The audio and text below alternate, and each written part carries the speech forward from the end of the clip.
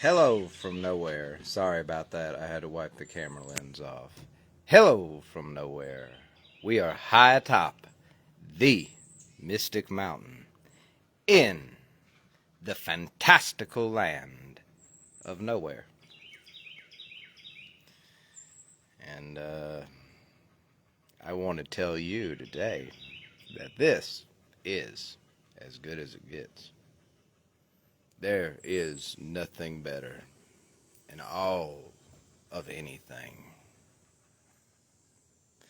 Guys, the chicken died. The chicken died yesterday. I let her out. She was walking around and eating, and then she sat down. And then I went down the hill and came back, and the chicken was dead. But you know, everything that begins has to end so something else can begin. Everything that lives dies. Everything that dies lives. And she was a good chicken. And, you know, she was one of those factory farm design chickens. Anybody who followed the story of that chicken, I found her on a very stormy day in the middle of town, in the middle of a very busy road. And at first I thought she was dead when I was driving by, and then I saw this chicken that was looking around, and I knew I had to get that chicken out of the road, even though it was just a chicken. And she lived for a few months here. Remember, it was still cold when she came here, and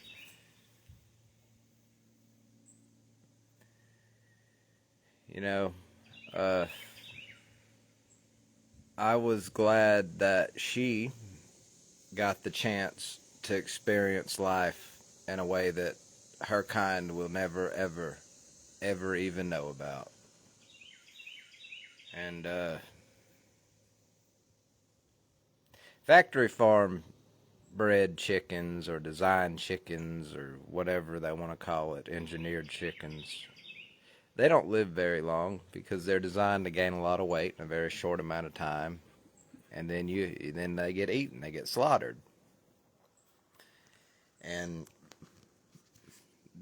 they don't ever think about anything other than food. That chicken, I could tell that chicken, however, on her mind was that chicken feed at all times. She loved that chicken feed.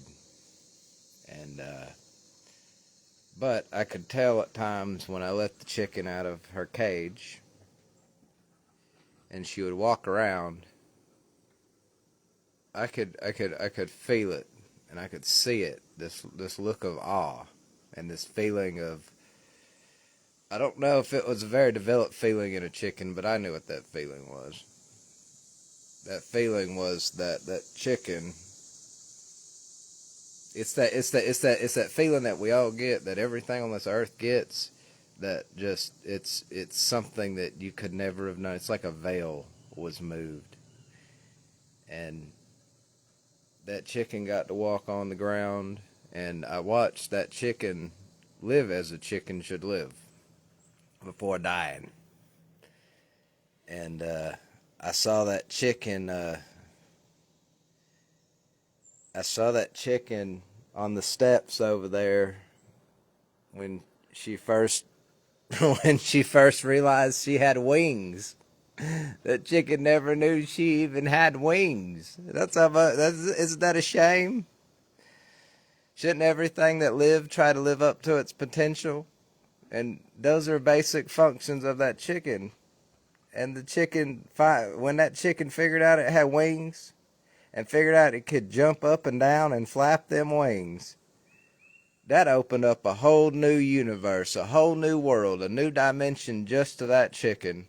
That chicken never, ever could fathom that they had wings. She could jump up and down the steps after that.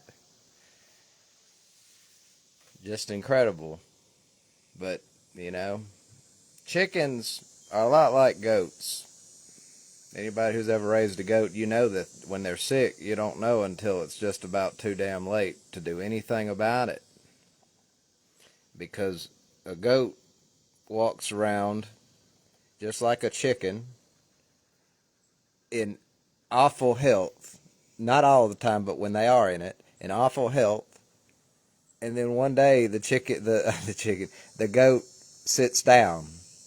And when that goat sits down and will not get up, even when you have the feed and the good hay out, that goat is probably going to die. Because that's just part of raising animals.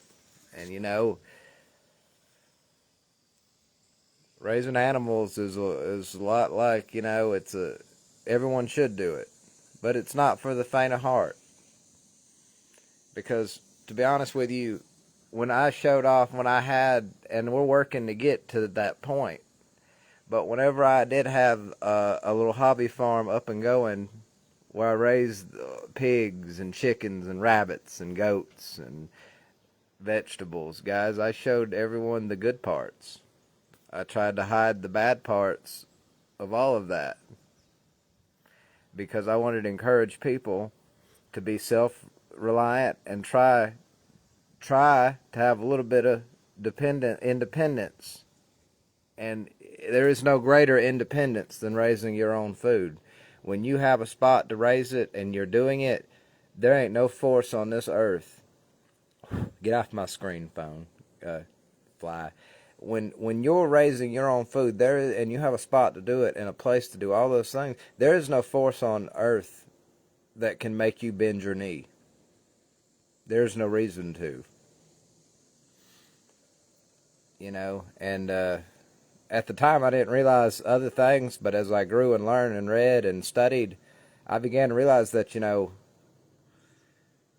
a lot of the part about America that I don't like is that while we have every need we could want obtainable, and it's getting very difficult to obtain some. Don't misread me, but let's keep it simple for this video and this lesson. One of the biggest things about America is they can entice you with, like, food. Like, past civilizations enticed people by, like, if they treated food and water and shelter and things of that nature, clothing and stuff, necessities. They treated necessities just like Americans treat consumer goods, like objects and items and crap they don't need. All this plastic junk they want to buy, all the stuff that they don't actually need that doesn't improve their lives or their well-being at all. And they hold that stuff like the past people of this earth held the necessities. The focus is not on obtaining the necessities of life anymore. Now it's on buying things on credit, a new car, a new jet ski, a brand new tractor. That one was for me. But you guys get the point, you know, brand new TVs, brand new smartphones. Guys, I could make you a list, but you live in this time period. You understand what I'm saying. And all the iterations that I could say it in. And what I'm getting at here is that there's no greater freedom than being independent with your bodily needs. Because once you get those down, once you acquire all that you need bodily and for the body, you can then grow and expand spiritually. That is the next step. All right, after you get the bodily needs met, after you get all those things taken care of, your next growth, the next way you're going to grow is spiritually. But you cannot grow spiritually until you either surrender to the fact you don't have or you have. Because you don't even have to have food to surrender to the fact that you don't have it and then grow spiritually. I don't know if people call that bypassing, but some people just call it acceptance and surrender. You don't even have to have a home. You don't have to meet any of the bodily needs, technically, as long as you can surrender and fully accept that you do not have them and that you do not care that you have them. Now, you're going to have to accept what goes along with that just accepting it. That you're going to have hunger pains, and you're going to get rained on, and you're going to have all those things that go with not having. If you can embrace that and accept that, then you can grow spiritually. But I think it's best if you have both. If you have balance, not both, but balance. And so that means that you have to kind of take on the role of looking at yourself as the assembly of life. The assembly of life is basically existence. You have a body. The body is not you, but you have one. Just as if I had a wrench in my hand. I am not the wrench, but it is my wrench. And that wrench is made of things. The body is made of things. The body is made of many, many intelligent, highly intelligent, intuitive, and autonomous entities and beings called cells. All right, that's how your body heals. The cells use food and energy from the ambient air and everything else to accomplish these feats. Now, you can also work with the body and train it to wean off of the food and just work with more of the energy. All right, it's up to you. It's your body. People have theoretical ideas about how you obtain balance and the best ways to do it. That's why you have different religions and different spiritual groups and different ideas. Because some people found out that there were many roads to the same place. And some work better for others, some don't. That's why we shouldn't fight, because the goal is to go to the same place. And once you get to that same place, you'll realize all that fighting it's mess, and it's not worth it. So, some people are naturally inclined to enjoy fighting. If you do, good for you, but everyone doesn't have to want to fight and all those things. But back to the point of being on the farm, there is no greater freedom than raising your own food and having a place to do it. If you have that, no one on this earth can make you bend your knee for any reason. And as far as the physical ideas, that is about as good as the physical element of existence can get. So, you've got, like I said, you got the three components. I described the body. The next is the mind. Everybody knows what a thought is. Everybody knows what thinking is. Everybody knows what the process, all those things are mentally. All right, they all fall into the idea of the mind. And the mind is home to billions and infinite worlds, really, and circumstances and places and concepts and people and all of that. That is the mind element. And then there is you. You are the spirit. You are the unlimited potential. You are the key holder to the universe itself. You are the observer. You are the experiencer. And you are the consciousness. You are the one that holds the keys to intellect, control over intellect, and ultimately you steer this assembly in the direction you want it to go. And, the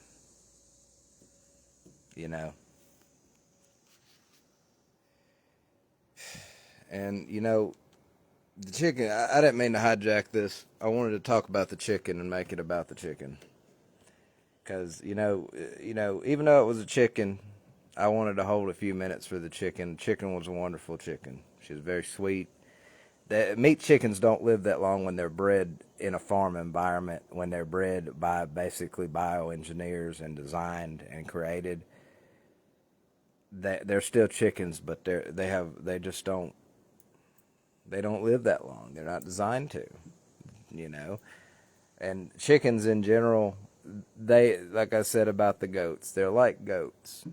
One minute they're here with us, happy, healthy. The next minute they sit down, and when they sit down, they're pretty much gone. You can try to shove the goat in maybe your basement or maybe a spare room you have. Try to control the temperature. take the temperature, try to raise the temperature, understand what kind of parasite you're dealing with, feed the correct meds to the goat, you can do all those things, and the goat has a very, very slim chance of living. There's our hummingbird friend. Let's see if we can catch him on film. I think, there he is. There he is. Oh, he flew away. Maybe he'll come over here and eat from this feeder. He don't come over here if I'm out here, but if I'm sitting in the living room on the couch, he'll get in there and he'll sit on that thing and eat for like a long time, and then he'll fly away and come back a few minutes later and keep doing it. He's real nice to watch. There's another one out here too. I don't know what happened to that one, but it's a good chicken. I got to see the chicken be a chicken, and I just think it just trips me out that I think about how that chicken, like that chicken could have gone its entire life on that meat truck to the process plant. That'd been the end of it. The chicken never would have even known it had wings.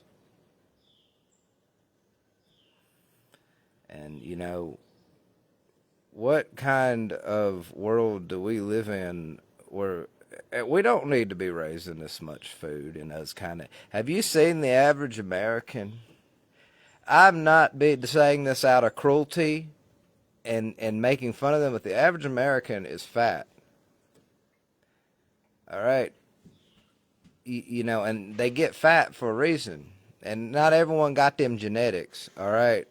I know that at one point in history, there was not just fat people screwing all over the place, and now we have really fat people running around because genetics. It's because people aren't eating correctly for the most part. You're going to see that occasional person who is just overweight, and they do have genetics, but that is so far out there that like it used to be a minority of people like that. Now everyone is like that.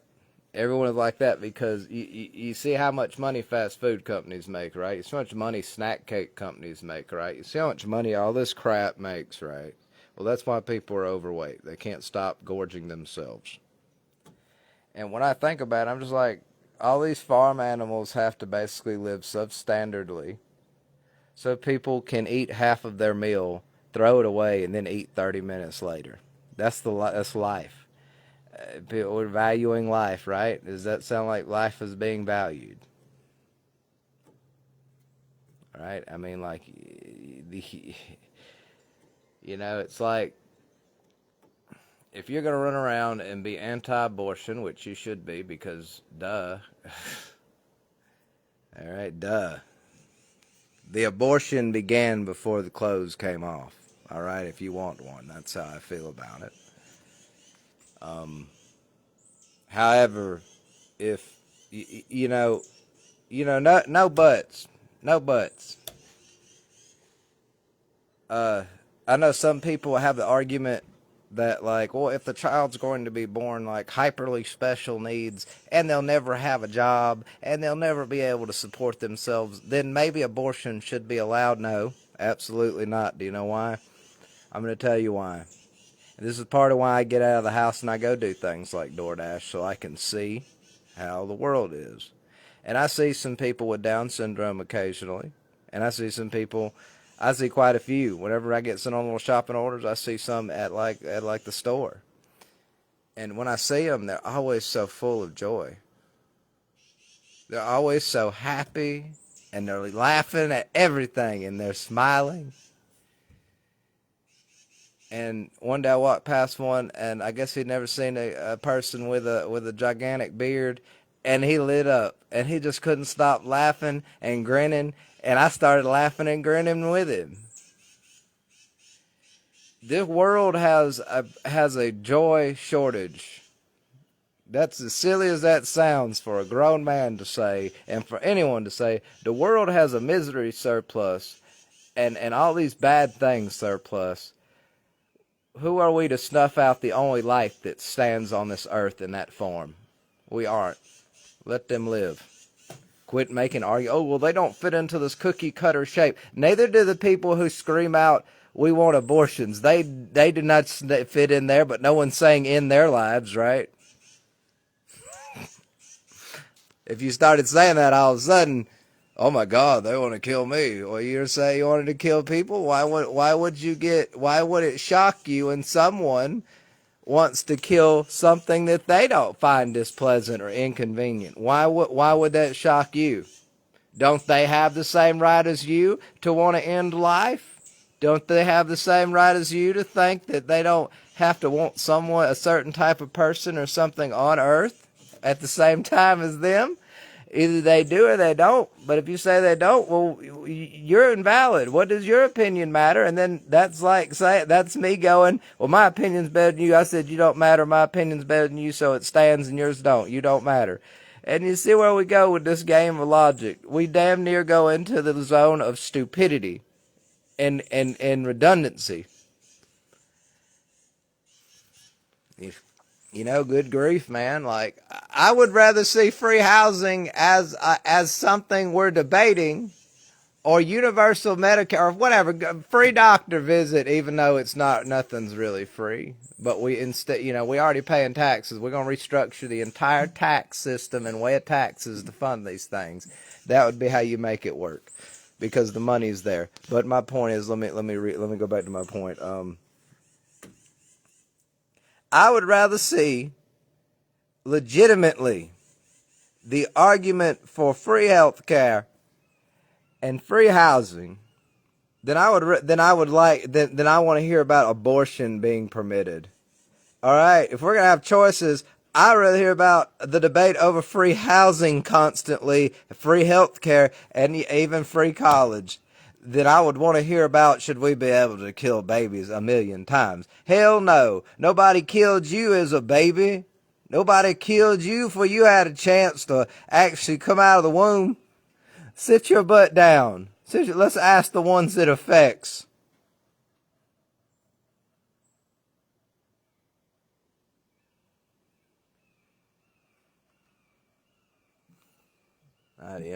There's a lot of things going on this planet. I mean, I can tell you right now, the people running this country do not care about kids. I don't care. I haven't actually heard them yell, someone think about the kids. I've never actually heard them say, well, what about the children? That's a meme that people must have got confused with, like as if it were a real thing, because I have never heard them talking about the welfare and benefit of children. And I have never heard that. Unless it's in the proper context, like public schooling and whatnot, then they talk about children, but that's in the correct context. But most of the time, I don't hear them talking about anything that has to do with children. And, I'm not a conspiracy theorist here, but I don't believe they actually care about anyone, including children or anyone else, all right? I don't believe these people running anything right now on Earth. I don't believe that they actually. I don't know. They're probably just too. It's probably something like this. They probably were like, they're probably like the people who won like prom king and prom queen. They enjoyed running for things, people voting for them. It made them feel special, and now they do it for politics. That's why they don't write their own speeches. That's why they don't write their own bills. That's why they don't do anything, because it's not really them running the place, right? So my question is, why don't we let the people who are actually doing the political thinking and things of that nature, why don't we just let them be the damn politician? What kind of game is this we're playing here, guys? It's so crazy when you realize it. I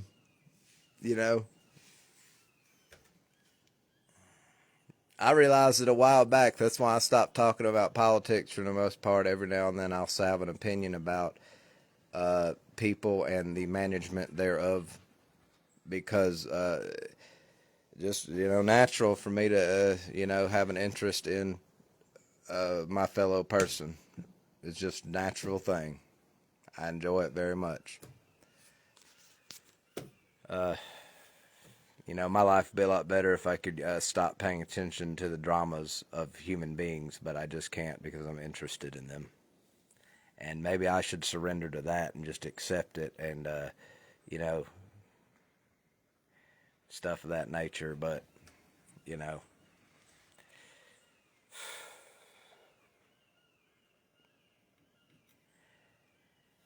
Anyways, guys, it's like that's all I really had to say, guys. But I'll tell you, it really doesn't get any better than this. There is not anything else on the earth. Look at this. I have it right here. This is it. I have the key to the damn kingdom, and I used it. I opened the door to the kingdom of God, and then I walked inside of it. And, why wouldn't you, right? It's like I hear these prepping type people, and not that there's anything wrong with being prepared. And the best way to be prepared is to know how to do things. And then you prep a little bit, but you don't really prep. I don't prep things. I just know how to do them, and I have faith in God. There's my prep, and, I don't, you know, God always provides the lamb. Now, either I believe that or I don't. And I believe it.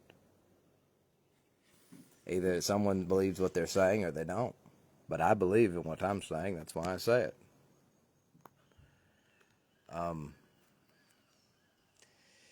People who prep and stuff, like I've heard, like when I got onto Facebook, when it became popular 10 odd years ago, imagine that, or so, however long ago it was. I like to garden and stuff, and when I went to go join like a gardening group, it was always some like apocalyptic like prep community, all of them.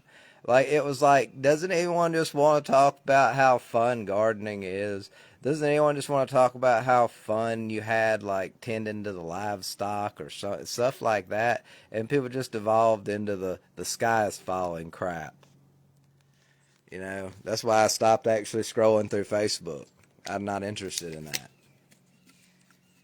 But I heard like, whenever I see like Christian people and they're talking about they're preparing for like bombs to drop and all kinds of things, and I just think like, aren't you actually actively telling people that death is better than life? That when you die, you get out of this body and you go to literal paradise.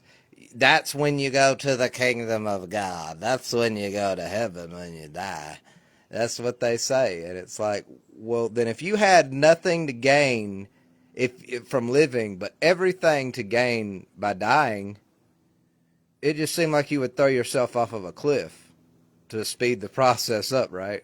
Or maybe don't kill yourself, but maybe you would welcome those bombs to do it for you, right? It just doesn't make sense. Why do you cling to life? Jesus said don't do that. He said that to people, you don't cling on to life. And you don't go looking to build your life and your part in this world. You go doing it in the next. Well, you're not going to get to that point if you don't step out of this body and you don't drop your identification with this body and you don't kill those circuits and you don't step into the spirit. If you don't shift into the spirit, I believe you're just blowing hot air.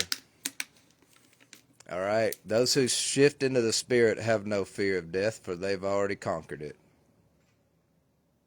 Those who shift into the spirit have no fear of dying, for they have already conquered death itself. Those who have shifted into the spirit realize that they are timeless, and they truly are immortal, and they live forever. They never die because they have returned to peace with God. They have returned as a piece of God to God. And while they may walk this earth through the body, they make the body walk this earth containing them. I assure you that they are in this world, but as it is, they are not of it. And you have no fear of death if you have truly shifted into the spirit, because to be afraid of death is to shift back into the body. If you've left the body, why the hell would you go back to it? You have found the key to eternal bliss and joy and happiness. And as you can fall back into the body, and you can climb right back out of it. And as you're walking on this earth, if you try to have a normal kind of earthly life where you go to work every day and do a normal job and all those things, your spiritual practice is going to become conquering that, where you can move out of the body, where you can move from the flesh to the spirit, and you get better at it. And as you're going, there will be obstacles that pop up. The armies of hell march this earth. The armies of the night and darkness and all those awesomely poetic things, they walk this earth. And they actively have an attraction to the light, because day and night, right? Opposites attract. And they will knock you off your game, and when you fall out of balance, you will fall back to the body, and then you will begin to suffer again. However, as you practice, as you get better, you're going to get knocked down. And the first time you get knocked out of the spirit, the entirety of existence is going to fall down around you and collapse. And it's going to feel like you no longer have the will to live, and that you need to pass on, and you can't bear this burden. And it's going to go on maybe for a month, maybe longer. But as you get out of it, something is happening. I do not know exactly what, but I know it is. And it gets easier. Every time you get knocked off of balance, it gets easier for you to get back into balance. It gets easier for you to climb out of the body. It gets easier and easier and easier, until the point those same types of interactions that would have destroyed you a month, whenever it began destroying you, when the assaults began and the spiritual warfare began, you stepped on that spiritual battlefield as a spiritual child, and you got dominated like a child in a war zone. All of a sudden, those things are just minor breezes blowing past you. You cannot make a diamond without pressure. A diamond begins its life as coal. With the pressure of this earth, it becomes a diamond. When have you tried to support the earth? It would probably be damn near impossible. But somehow that makes coal become a diamond. Incredible. Incredible what some pressure will do. Incredible. And when you get knocked out of the spirit, it's going to feel awful. You're going to, like I said, you're going to want to throw up. And you're going to want to do all these things. You're going to beat your head into the wall, and you're going to destroy the earth itself. But then something's going to happen. You're going to learn. Because everything that experiences something on this planet, everything that lives, everything that acts and does anything, gets better at what it is doing, including you. And them same thing, they're going to become like breezes just blowing past you. And then if you go a little bit further, it's going to feel refreshing. Put on the whole armor of God. Put on the whole armor of God. Step into the entire spirit of God. That is where your inheritance lies. And while you're here in this foreign land, in this strange land, for however long it takes, don't listen to these people who tell you that it matters what you're doing here, and you have to do something here, and you have to have a legacy here. Those people are held captive by the ego, and as a result live in a prison called the mind. They are trapped in the room of the mind.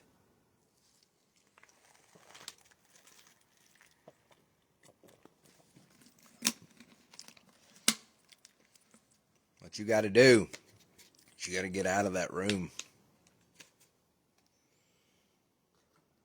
What you got to do is you got to quit listening to those people. What you got to do is you got to get out of this body. You got to realize that this ain't you. You can't just know it. You can't just say it.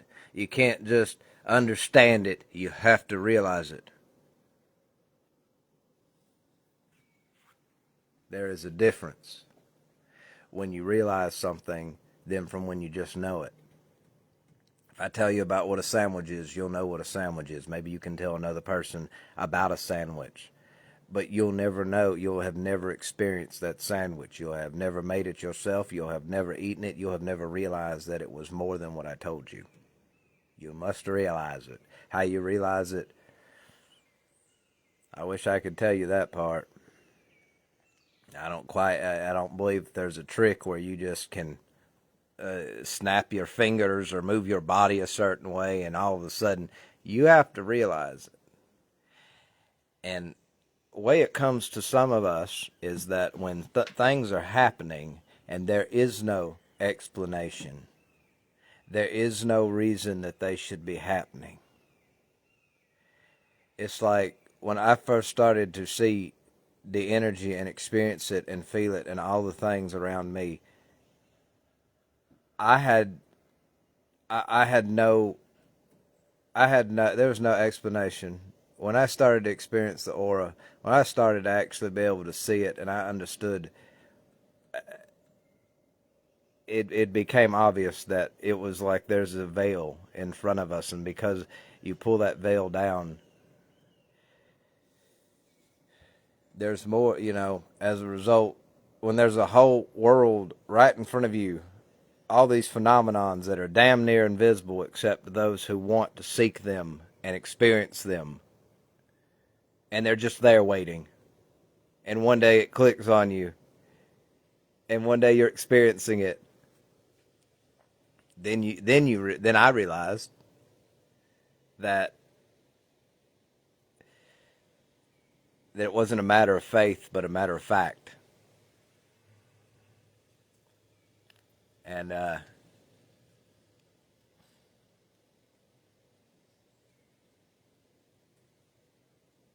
you really have to shatter the veil. You have to shatter it into a million pieces.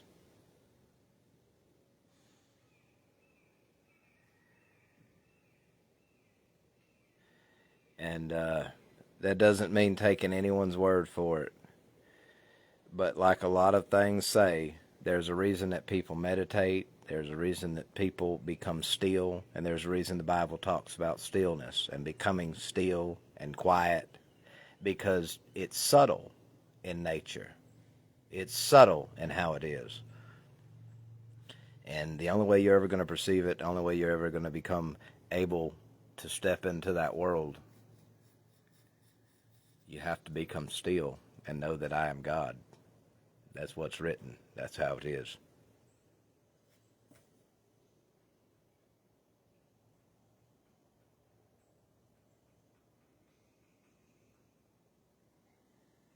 It does not get any better than this, guys. This is the greatest that there ever will be.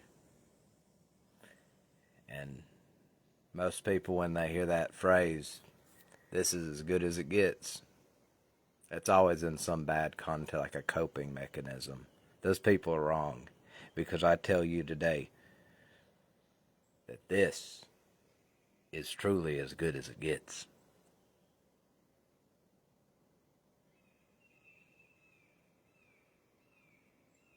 And it's all around us, and it's just waiting. It's just waiting patiently. It's just waiting for each of us to take our key that we have and always have had and always will have, and unlock that door and walk through. It's only waiting, and it always has been. There is nothing greater.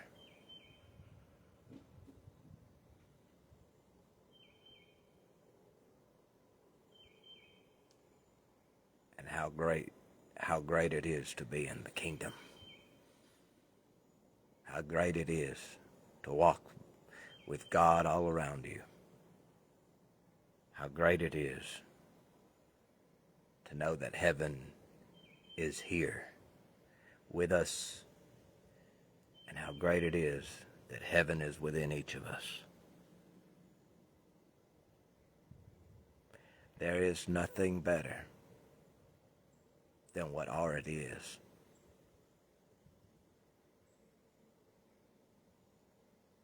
There will never be anything better than what already is.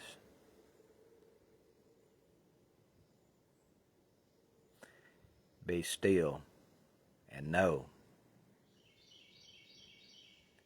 that paradise and heaven and God are right here, within and without.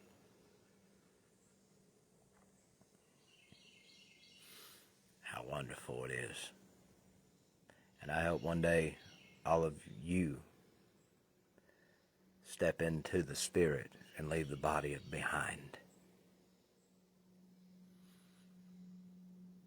Because when I tell you that the things that you will see and the sights that are to be, the sights that are and the feelings that are and everything you will perceive and experience, I tell you that there is nothing greater than what is, just waiting on you.